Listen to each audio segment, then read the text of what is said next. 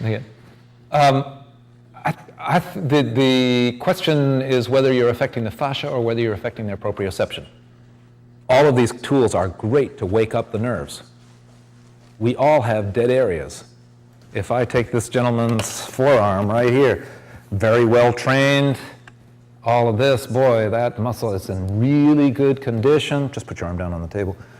But this is true of everybody. I'm not picking on him in particular, but I can go and find places in that arm where it's absolutely tight and needs a foam roller, needs a golf ball, needs a manual therapy, needs something to wake this area up because it's not being used. Whatever he's doing in his daily work, this is just tight all the time. I can tell from the biceps and say, what would that do if it were the only muscle on the skeleton?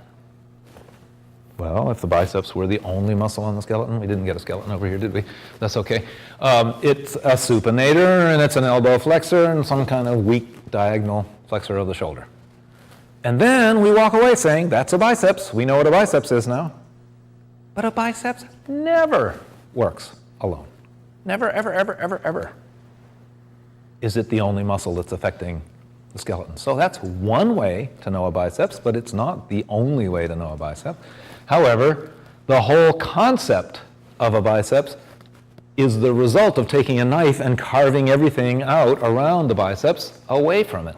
And I'm not saying you can't learn something by understanding the relationships of individual muscles. Of course, it's very, if you get around the pelvis and you're looking at pelvic torsions, where one bone is going one way and the one bone's going the other, understanding the piriformis, and the piriformis is in green, obturator internus, which is a very important muscle, is in red. The psoas and iliacus are in gold, of course. But if you understand the relationships among these four muscles, you can do a lot with pelvic torsions, which are commonly right anterior, left posterior kinds of things, and that's going to affect the biomechanics of the back as well as the hips. It's a wonderful thing to know. However, we're asking for something different. This is one of the ones that we're going to be really interested in today.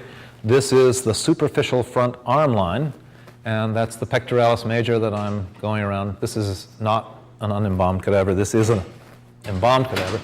And there's the pectoralis. Here is the latissimus dorsi. And there's the canal where my probe is now. That's the canal for the tendon of the biceps. But the fascia just connects right up at the humerus, and that connects into the the medial intermuscular septum that runs down the inside of the arm here. You can find it for yourself if you just go whoop, whoop, whoop on the inside of your arm, because it's carrying the nerve. So you'll feel the nerve.